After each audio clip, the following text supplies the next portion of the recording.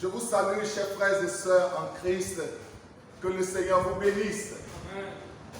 Et ce jour est un grand jour. Et premièrement, permettez-moi, chers auditeurs et chers fidèles membres de l'Église des enfants de la promesse. Aujourd'hui, c'est un grand jour. C'est le jour de la Pâque de cette année 2020.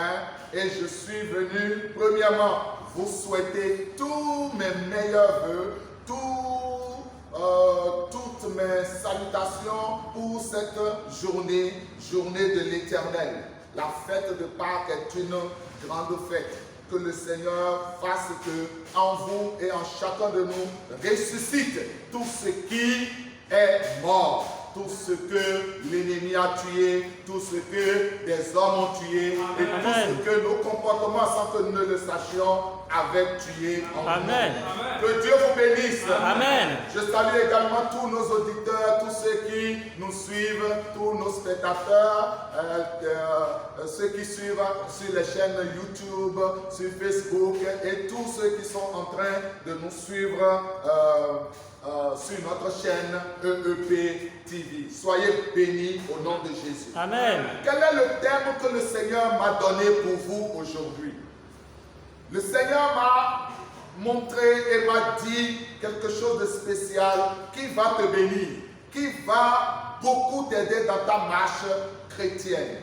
Amen. Amen. Chers frères et sœurs, nous allons lire d'abord notre passage dans le livre d'Exode, le chapitre 12. Exode, son chapitre 12, nous allons lire les versets 43 jusqu'au verset 50. Je vous les lis rapidement. L'Éternel dit à Moïse et à Aaron, voici une ordonnance au sujet de la Pâque. Aucun étranger n'en mangera. Tu circonciras tout esclave à qui a pris d'argent, alors il en mangera. L'habitant et le mercenaire n'en mangeront point. On ne la mangera pas, on ne la mangera que dans la maison. Vous n'emporterez point de chair hors de la maison et vous ne briserez aucun os. Toute l'assemblée d'Israël fera la Pâque. Si un étranger en séjour chez toi veut faire la Pâque de l'Éternel, tout mâle de sa maison devra être circoncis. Alors il s'approchera pour la faire. Il sera comme l'indigène, mais aucun incirconcis n'en mangera. La même loi existera pour l'indigène comme pour l'étranger en séjour au milieu de vous. Tous les enfants d'Israël firent ce que l'Éternel avait ordonné à Moïse et à Aaron. Ils firent ainsi. Amen. Amen. Je veux qu'on lise le dernier puisqu'il n'y a qu'un seul verset qui reste dans ce chapitre. Le verset 51 dit: et ce même jour, l'Éternel fit sortir du pays d'Égypte les enfants d'Israël selon leurs armées. Prions l'Éternel. Dieu Tout-Puissant, je te dis merci.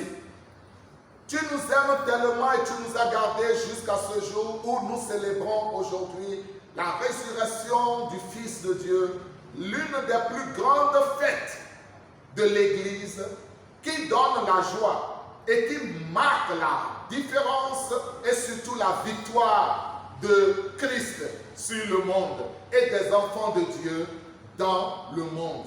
Merci Seigneur, que ta résurrection soit effective dans nos cœurs. Amen. Au nom de Jésus. Amen. Amen. Amen. Chers frères et sœurs en Christ, mon message de ce jour est intitulé « La Pâque est interdite aux étrangers ». La Pâque est interdite aux étrangers. Qu'est-ce qu'on appelle étranger? D'abord, je voudrais que vous puissiez faire la différence entre visiteur et étranger. Un visiteur en Israël, c'est un Israélite qui est allé visiter, saluer un autre Israélite. Mais un étranger en Israël, lorsque le terme étranger est utilisé par Dieu ou bien par les enfants d'Israël, les Juifs, cela ne désigne pas la même chose. Cela désigne quelqu'un qui n'est pas juif, quelqu'un qui n'est pas du peuple de Dieu, quelqu'un qui n'est pas de la nation juive. Et celui-là est carrément désigné comme un païen. Quelqu'un qui n'a pas les mêmes règles, le même Dieu que les Juifs. Et quand Dieu utilise le terme étranger, c'est pour dire que ceux qui ne sont pas appelés de mon nom, ceux qui ne sont pas mes enfants choisis dans le peuple d'Abraham, dans la progéniture d'Abraham, ceux-là sont des étrangers. Et vous, enfants de Dieu, vous devez vous méfier d'eux. Ils ont droit de séjour chez vous, mais ils n'ont pas les mêmes actions à produire, les mêmes comportements et les mêmes jouissances à avoir. Et quant à ce qui concerne la Pâque, que nous connaissons tous comme grande fête des enfants d'Israël, grande fête en Israël, et qui aujourd'hui est désignée comme la résurrection de Christ d'entre les morts, c'est une fête importante pour l'Église tout entière. Et cette fête n'a pas changé sa connotation, n'a pas changé ses règlements. Quels étaient les règlements de cette fête au temps des Juifs?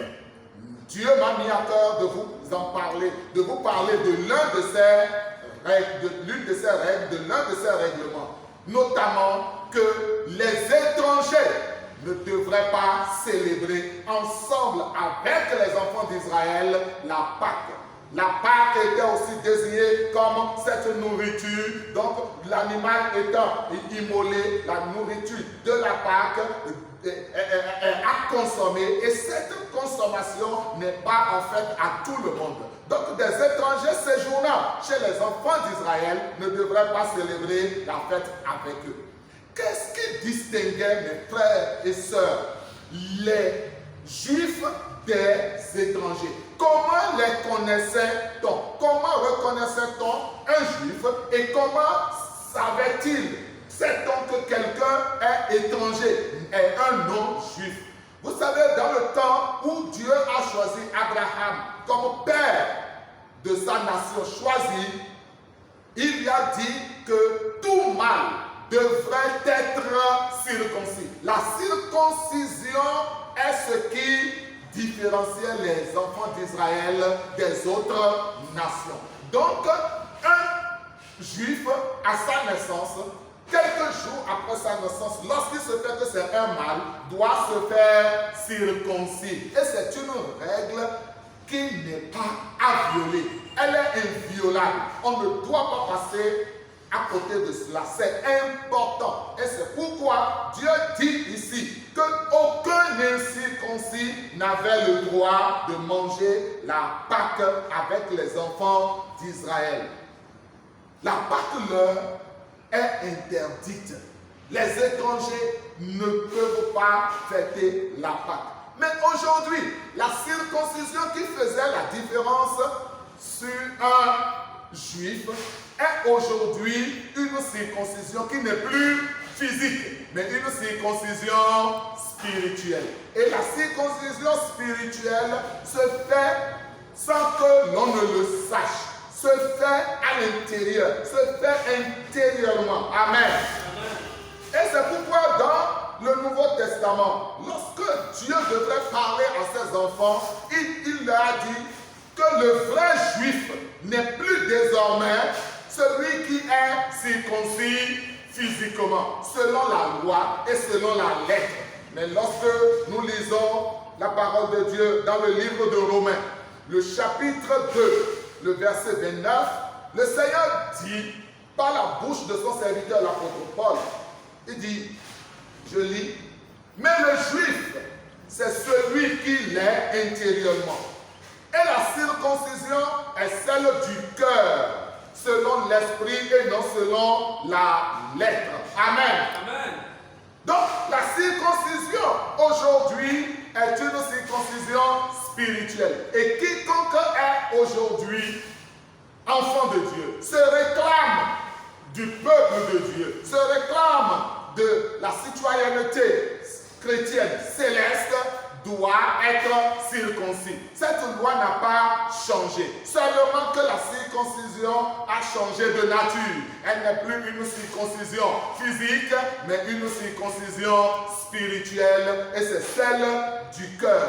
Amen. Un enfant d'Israël juif qui était né en Israël, on peut l'appeler sur les papiers un juif, mais tant qu'il n'est pas circoncis physiquement, n'est pas accepté et ne peut participer aux jouissances des privilèges d'un vrai juif. Dieu ne le reconnaît même pas. Et c'est de la même façon aujourd'hui. Vous pouvez aller à l'église. Vous pouvez même passer des années. Vous pouvez même être serviteur de Dieu pendant de longues années. Pendant de très longues années. Si vous n'êtes pas circoncis de cœur, vous n'appartenez pas au royaume, à la cité de Dieu, au royaume de Dieu, à la nation divine. Et c'est pour cela que Jésus va dire à ceux qui vont le voir au dernier jour, les rejeter, les renvoyer de l'entrée du royaume. Et qui vont être en train de crier, mais je suis ton enfant, j'ai fait ceci, n'ai-je pas prêché, n'ai-je pas ressuscité, n'ai-je pas guéri les malades. Jésus a dit, je vous le dis en vérité, je ne vous ai jamais connu. Mais c'est une grande surprise ça. Il ne les a jamais connus. Mais ceux-là ont prié et il y a eu des miracles. Ceux-là ont fait ceci, ont fait cela. Mais c'est parce qu'ils étaient dans le peuple. Tu peux être dans le peuple sans être du peuple. Tu peux être dans le peuple et jouir de certaines bénédictions qui tombent sur le peuple. Mais le jour vient où Dieu va faire une démarcation et dit, celui-ci est-il réellement mon enfant? Et pour être son enfant, il ne suffit pas de se réclamer de chrétien. Il ne suffit pas de se réclamer ayant célébré la Pâque, ayant fait ceci, ayant fait cela. Le Seigneur dit, si tu es un étranger, et on peut être dans une église et continuer d'être un étranger. Tu peux être à l'église et ne pas être de l'église. Si tu es dans l'église de cœur et que ton cœur de corps, même pas de cœur, tu es là, ton corps est là, mais ton cœur n'est pas circoncis, alors est-ce que Dieu te connaît? Dieu ne te connaît pas. Circoncisons-nous de cœur et le Seigneur nous bénira. Amen. Si tu es à l'église, mon frère, si tu parles de Jésus de ta bouche, si tu pries même beaucoup et que tu es quelqu'un qui n'arrive même pas à pardonner à ta femme lorsqu'elle t'a offensé, la dame te demande pardon tout le temps et tu ne lui pardonnes pas. Es-tu circoncis de cœur? Le Saint-Esprit peut même t'utiliser. Tu peux même prier pour des gens que ils sont guéris. Mais est-ce que tu es sauvé? Est-ce que toi-même tu es sauvé? Tu peux sauver des gens et ne pas être sauvé. Tu peux montrer le chemin qui sauve aux gens sans emprunter le chemin. Mon frère, ma soeur, je veux qu'au cours de cette fête de Pâques, nous puissions tous faire quelque chose. Nous circoncire de cœur. Lorsque ton cœur est circoncis, Dieu est content. Mais lorsque ton cœur n'est pas circoncis et c'est des lèvres que tu adores Dieu, il y a de fortes conséquences. Et la conséquence à l'incirconcision se trouve dans Jérémie le chapitre 9, le verset 25, où Dieu dit, voici les jours viennent, dit l'Éternel, où je châtierai tous les circoncis qui ne le sont pas de cœur. Circoncis de bouche, mais pas de cœur. Circoncis dans les comportements, autres actions, mais pas dans ton cœur. Soyons circoncis de cœur en ayant de bons comportements. Tu peux être pasteur, tu peux être fidèle. Il faut te circoncire de cœur. Et là, ton Pâque sera la plus merveilleuse. Pardonnons-nous réciproquement. Prions les uns pour les autres. Aimons-nous réellement, mais avant tout, aimons Dieu de tout notre cœur, de toute notre force et de toute notre âme. Chers frères et sœurs, après ce message que tu viens d'entendre, je t'invite à te lever sur tes pieds Tiens-toi debout et nous allons prier. La première prière que je voudrais que nous puissions faire, c'est d'aller devant Dieu et de demander à notre Seigneur, vraiment parce que nous ne voulons pas rater les bénédictions de la Pâque, que nous puissions lui dire, Seigneur, devant tes pieds, à tes pieds, au pied de ta croix, où tu es mort avant d'être ressuscité après, nous venons pour te demander de nous circoncire. Nos cœurs, nous les amenons vers toi. Circoncile-nous. Pardonne-nous nos péchés. Tout ce qui est en nous et qui est sale, Seigneur, circoncile-nous de cela. Prions au nom de Jésus. Merci, Père fidèle. Merci beaucoup. Merci pour ton amour. Merci pour ta grâce. You make my life feel brand new. Hey, Jesus, you love me too much. Oh, yeah, yeah. Yeah. Say, Jesus, you love me too much. Oh, oh, oh. You love me.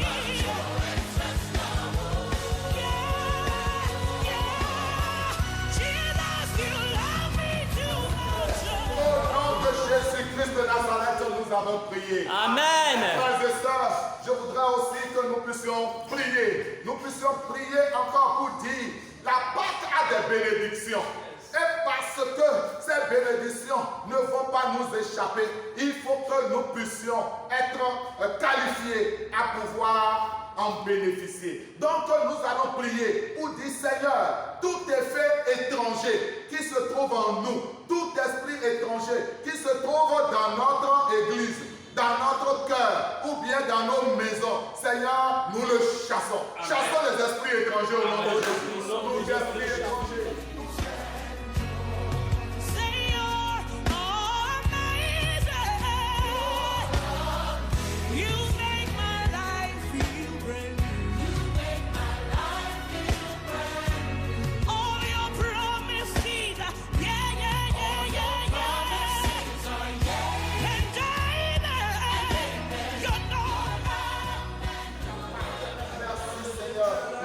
Au nom de Jésus, nous avons prié. Amen. Je voudrais que nous puissions faire cette dernière prière en disant, Seigneur, ce n'est pas nous seulement que nous voulons que tu circoncises nos cœurs seulement, mais le cœur de toute la nation à laquelle nous appartenons, la nation du Bénin, l'Afrique et même le monde entier. Seigneur, circoncis les cœurs de tout être humain sur la terre aujourd'hui, afin que, ployant nos genoux devant toi et nous repentant de nos péchés, tu puisses nous pardonner comme tu l'as dit dans 2 Chroniques, le chapitre 7, le verset 14.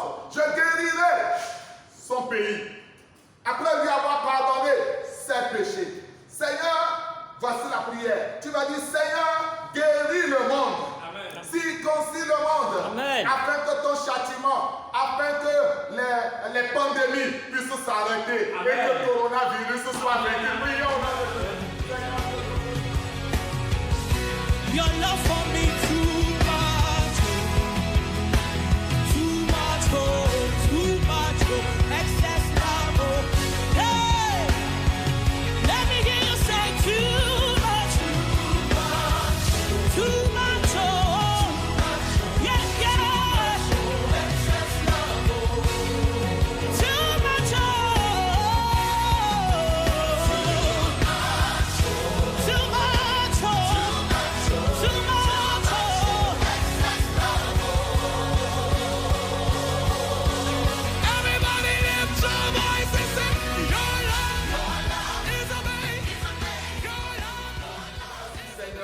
Au nom de Jésus. Amen. Permettez-moi de prier pour vous pour terminer.